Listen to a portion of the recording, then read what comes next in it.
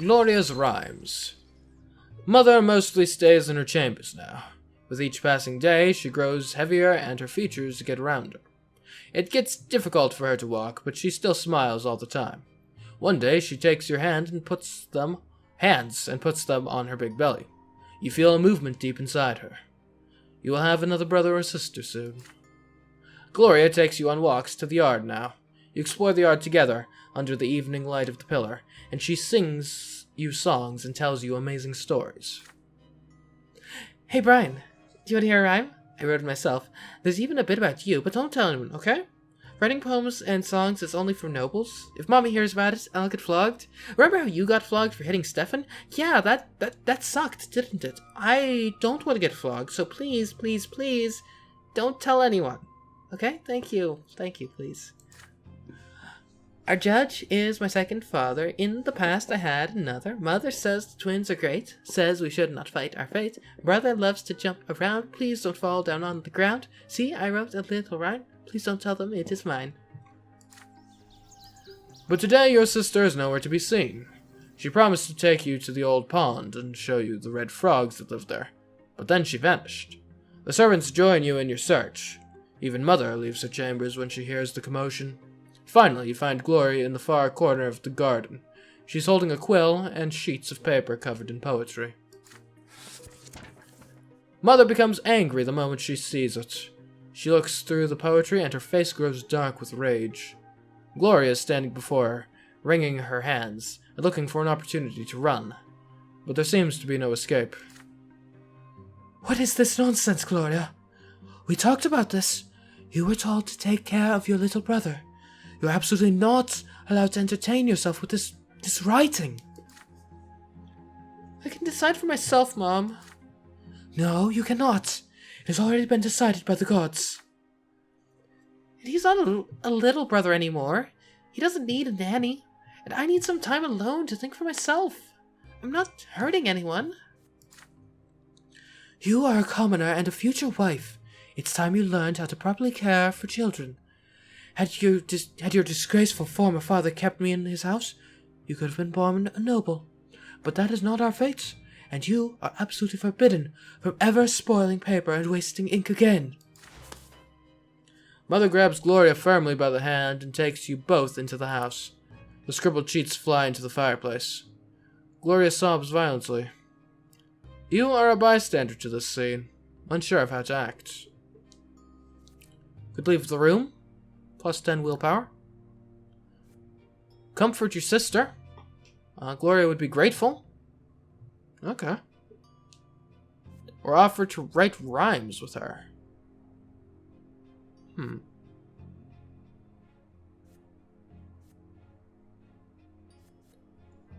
Comforts or rhymes. Or leaving the room.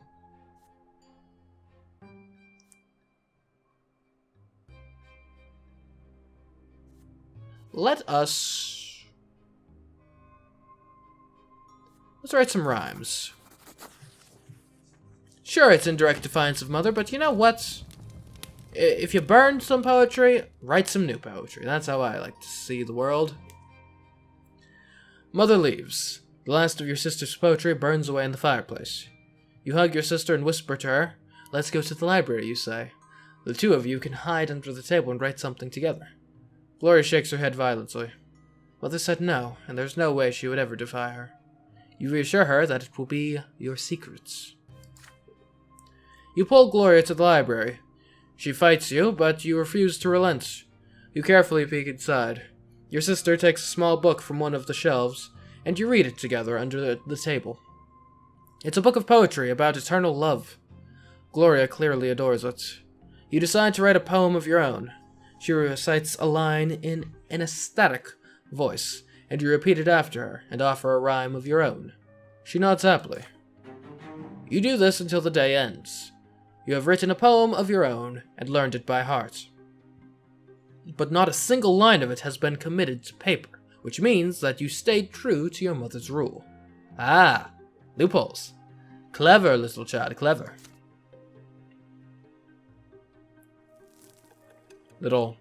What were you, like 3 at the time, child? Wow. Impressive. Year 1122. Winter. The coming sacraments. Mother is in her armchair knitting woolen jackets, pants, and socks for the little one. The baby will need to be kept warm, she says. Father spends less time at home now. Mother says he's very busy with his important job. He is a judge, after all. One day, you decide to ask Mother about Stefan and Gloria. How come they're brother and sister to you, but not siblings to each other? Well, my dear, I didn't give birth to Stefan, you see. He's the son of another mother, and Gloria's the daughter of another father. Come now, don't knit your brow like that. You'll understand when you're older.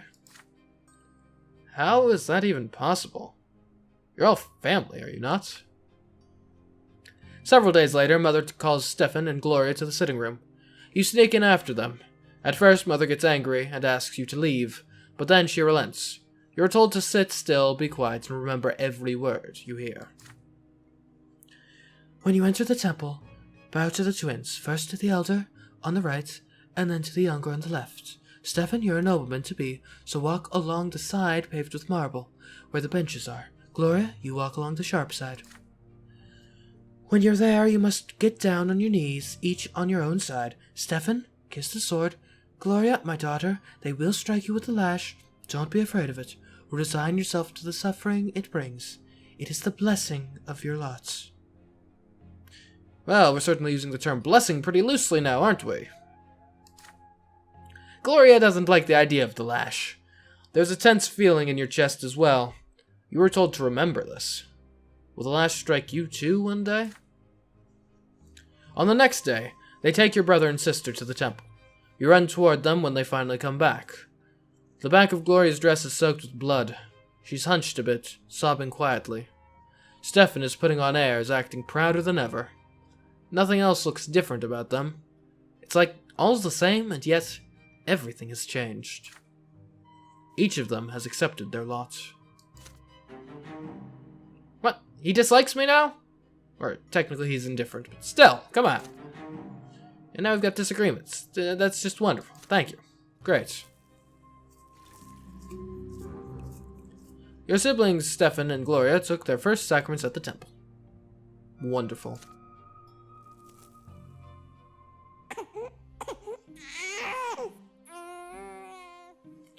You eye the little bundle in your father's arms with curiosity. Behind the many layers of swaddling clothes is your newborn baby brother. Mother is glowing and smiling with joy. Stefan and Gloria are also here, all excited. You promise yourself you're going to be the best big brother in the world. You'll never hit him, oh no. The two of you, will play together and tease Stefan together and help Mother together and go on so many adventures together. It feels so strange to be an older brother. Just the other day you were the youngest in the family, but everything is different now. Your parents name your little brother Nathan, and Mother spends day and night by his side. And Nathan cries all the time, day and night. Mother barely gets any sleep. She's so worn out she starts forgetting things. Like today, for instance, she forgot her knitting in the armchair in the sitting room. You'd better bring it back to her as soon as possible. You run to Mother's bedroom. You miss her smile so much. You walk in without saying hello and give her the knitting. But instead of gratitude, you get a nice, cold, exhausted stare. Nathan is also there, screaming all the time. Go away, Brian. You're bothering me. She spits these words out through her teeth. You look at the bawling newborn. She can't even get a minute of respite. Enough already. When are you going to stop? I just want some peace and quiet. Mother leaps across the room and starts shaking Nathan with malice in her eyes. His cries get even louder. She looks so tired from his never-ending screams. She seems to be within an inch of smashing him against the wall. Somebody has to do something. You're scared of your mother right now, but you fear for Nathan's life much more. Let's see, I can't hug my mother, because she doesn't like me enough. Oh well. I could snatch Nathan from Mother. Nathan's gonna be pretty grateful. Okay. I can have her redirect the anger at myself, or call Father for help.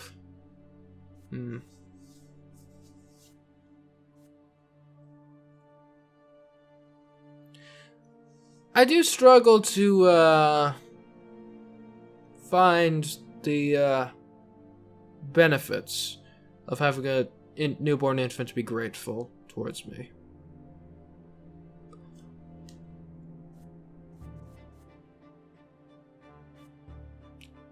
I'll have her redirect anger at me. I can take it. The newborn's cry. Mother keeps shaking Nathan violently, and you cannot stay away any longer. He's no longer bawling. He is shrieking. Just leave me alone! But then, out comes your voice, so loud it drowns out their cries. No! It's not Nathan's fault, Mother. You're just tired. Please, don't do anything to my little brother. If you have to punish somebody, punish me instead. He's too young. He won't understand. Your mother freezes and looks at you. Her eyes two narrow slits. Her stare is cold and full of pure wrath. So pure you cannot help but recoil in fear. Are you trying to teach me how to take care of a child?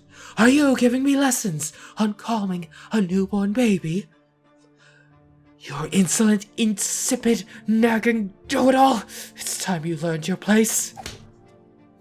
She puts Nathan on the bedsheets, then moves towards you. You step back, but a closed door blocks your way. She slaps you across the face. Your ears ring from the heavy blow, and your cheek burns from her wrath. You wince and close your eyes, expecting a second slap, but nothing comes. Nothing but Mother's heavy breath and Nathan's shrill cries. Then there's a knock at the door. You step aside. Father walks in. He looks at you, clutching a reddened cheek, at the bawling baby, at Mother, her eyes red with rage and tears, her breath heavy and ragged.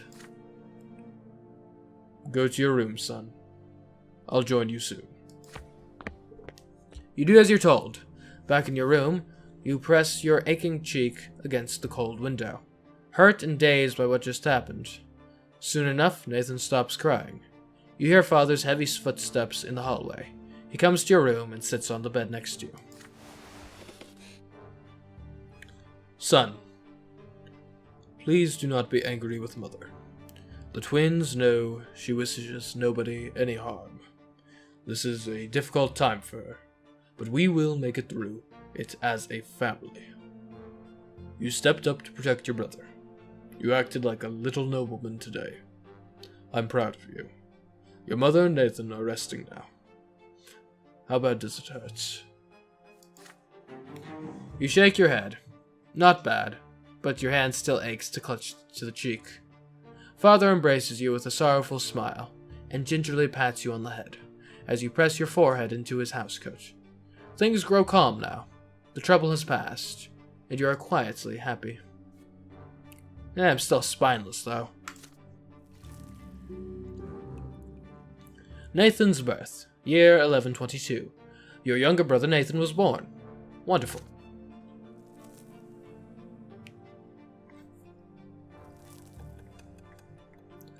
(1123).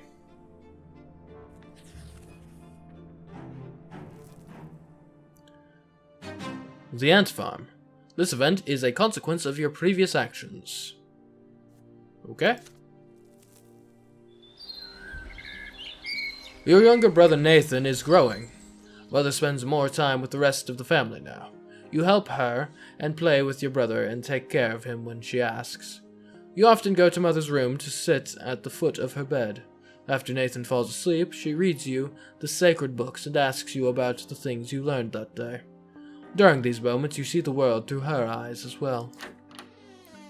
One day, the door of your room opens, and she brings in a large box covered with a piece of cloth. It is rare for you to see her so overjoyed. She sets the box on the floor and removes the cloth. The box under the cloth is made of glass and has a wooden base. Inside, you see a layer of earth shaped into carefully crafted passages, and these passages are full of hard-working ants. Brian, this is my gift to you. An ant farm. It's a little world in a small box. We can watch them through the glass. Look, this is the queen ant. She is the reason all these little ants were born. You sit by the box together. You hold your breath as you watch the ant colony at work. There turns out to be a method to the ants' chaotic movements. Every single one of them has a task to perform. Some of them have larger mandibles. They are the protectors of the colony. They can draw blood from your finger. Others work all around the colony, repairing the walls and clearing any debris from the passages. There are also workers who collect food you put in a special tray, leaves, bits of meat, maggots, and bring it to the rest of the colony. You take a worker ant and put it right next to the food. However, the insect has no interest in it. It starts circling around the tray aimlessly. Mother takes the stray ant and puts it back where it belongs. Why did you do that, my son? The ants cannot do what they weren't born to do. Each of them was born for their own job. You shake your head slowly. If only the ants could do whatever you wanted them to do. This is your gift now, so they belong to you. Or maybe Mother's presence is the reason they want to obey you. Keep playing with Mother, or play it by yourself. Gain some willpower and relation points with my mother by playing with her. Or play by self. Reduce some unity, but I would get some perception and insights. I mean, insight seems fun. Let's get some insights. Learn about the ants. What secrets do they hold? You move away from Mother and pull the glass box toward yourself. She looks at you in surprise. But she gave it to you. It'll be easier to learn about the ants on your own. Mother sighs and stands back up. Very well, I understand. You want to find your own answers. You've grown up so quickly, my son. The door creaks quietly as it closes, and you are left to your own devices. You spend a long time watching the ants at work, and then you decide to go outside and find them some bugs to feed on. Once your haul is in the tray, you note which bugs they drag away and which they leave untouched. Day after day, you keep the tray full of food, provide the insects with plenty of water, and remove dead ants from the farm. Your tiny subjects still refuse to change their peculiar ways. It is just as Mother said. The ant farm is exactly like the world we live in. The ants will never know that you are there. Inquisitive.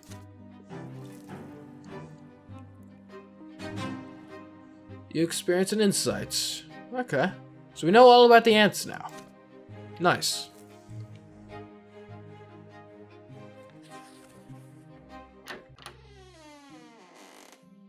Toy soldiers. You wake up to Father's touch on your shoulder. He's finally back home after a long trip. Brian, today is your special day. The day when you begin your studies. Now, teachers will be coming to our home to teach you, and you must do everything they say. Be diligent in your studies, and you will grow closer to the nobleman's lot.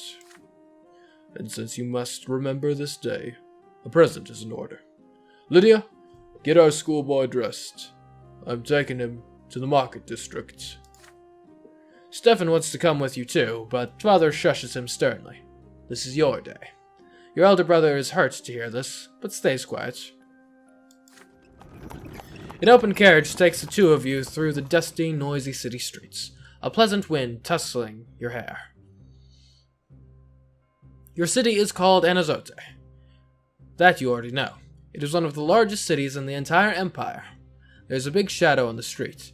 It comes from the white foliage of an enormous tree that spreads its branches all above the city.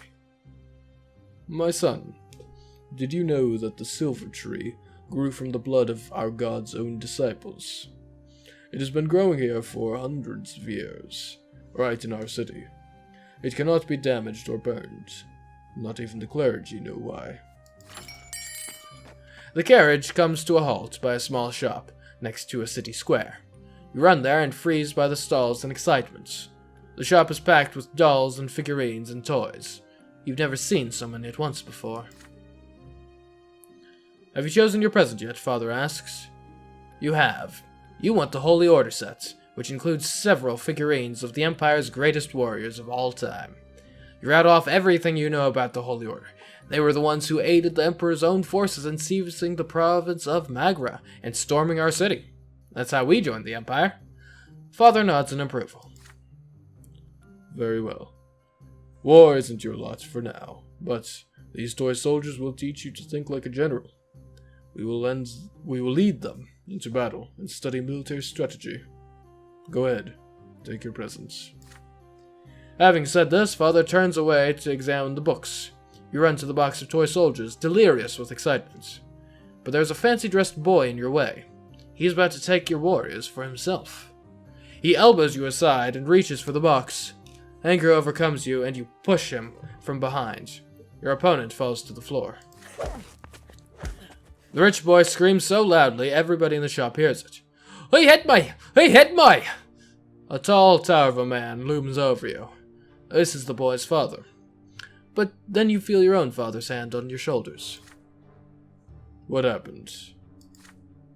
You press against Father, your mind more at ease now. He will protect you.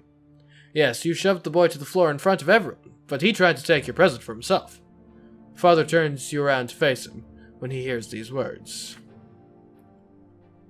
Is this true, Brian? Did you strike the son of the nobleman?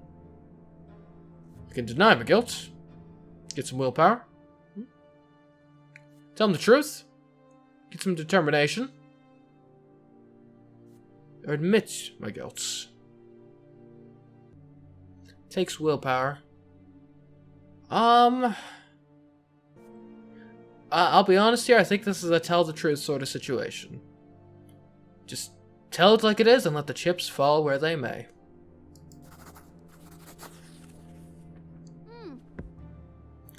It isn't fair to blame you without letting you speak too.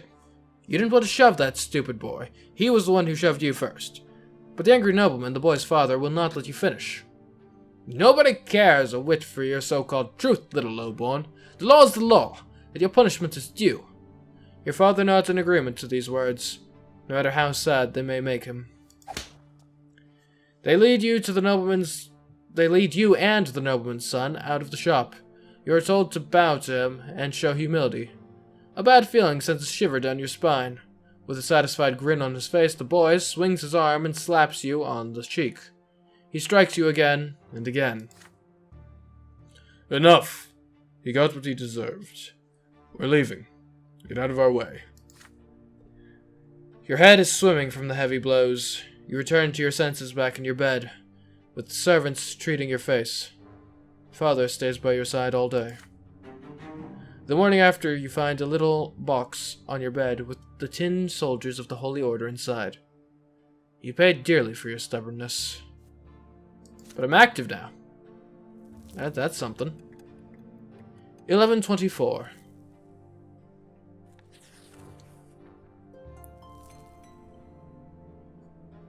Today, or year 1124, summer, the family dinner. Today, Father ordered the dinner table to be brought out into the yard. For the first time in months, he's home outside of the confines of his always locked study. He spent the entire day playing with Nathan and you, discussing various matters with Stefan, now an adolescent, and walking in the garden, and now at dinner under the open sky. Your entire family gathers together with Father at the head of the table, smiling. He asks each of you about your studies. Nathan climbs up on his knee and recites a counting rhyme in a funny sing-song voice. Stefan mentions that his fencing teacher praised his accomplishments. He rises from the table together with Father to show his skill in a practice duel. Next comes Gloria's turn. She stands on her chair and recites a lengthy prayer by heart. Mother showers your sister with praise. Father chuckles quietly, hiding a smile in his mustache. When your turn comes, you recite all the ranks in the Legion, from common soldier to high commander. Stefan listens to you with a skeptical look on his face. Night slowly falls, but the servants ensure that the yard is well illuminated. You don't feel cold in the dusk tonight. It feels good, yet so important. All of you are finally together, sitting at the same table. No fighting, just smiles. No arguing, just pleasant small talk. Then a servant approaches Father with a letter in his hand. He reads it in the dim light, and each line gradually washes the smile off Father's face, until only a stone-cold mask remains. Mother looks at father with an unspoken question in her eyes. Gregor Brante is coming back to Anazote. He's the head of our family. My father.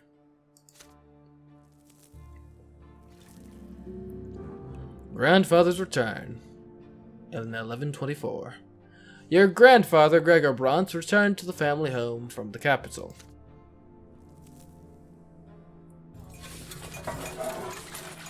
Ever since the news of grandfather's impending arrival, there has not been a single day when the house has not been cleaned or decorated. Your parents anxiously make sure everything is in order.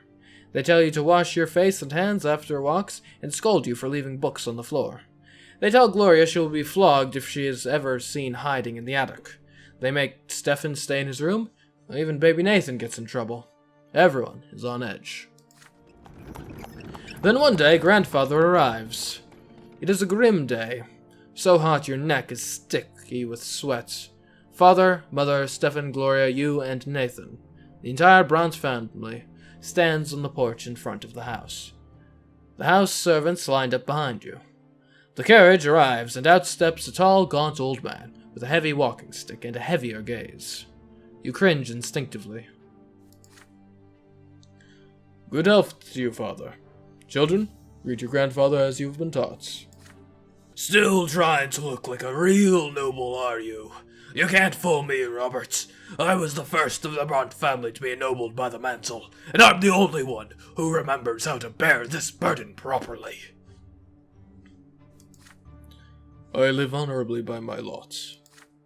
Your marriage to that lowborn wretch cut us off from ever becoming nobles of the sword. My progeny could have been born bearing noble blood. Father, I beg you, this is not the place. Grandfather eyes him with scorn and walks into the house, the entire family following close behind. I've been away for far too long. The entire house is a mess. This is an insult. How can you live in such a pigsty, Robert? The servants have grown far too lazy. All thanks to your commoner of a wife. I warned you, did I not? And yet you did as you saw fit. And the children, what do they know of tradition or honor? Well, they are being raised in a virtuous family, father. And now you're speaking like a lowborn who's content to live in humility. Twins willing, now that I'm here, this will not happen again. I am taking your oldest son to the capital. I say you cannot provide Stefan with a proper education, so I will correct your mistake. Your brother's fate has been decided just like that. Father does not object. He orders the servants to prepare Stefan for the journey.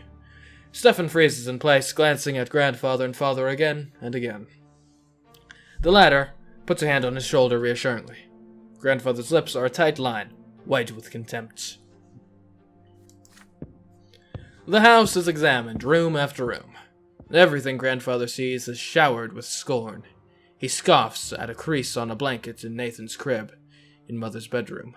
He mocks Gloria's knitting in her room. The door to your room is next. What is this, Robert? 10 soldiers in your younger son's room? He was born a commoner. I won't have him daydreaming of battle. Grandfather seizes the box containing the 10 warriors of the Holy Order. Your father stays silent. Anger and fear boil within you. This is your big present from the first day of your studies. It means so much to you. But what if he's right? What if you need to prove your right to command the toy soldiers first?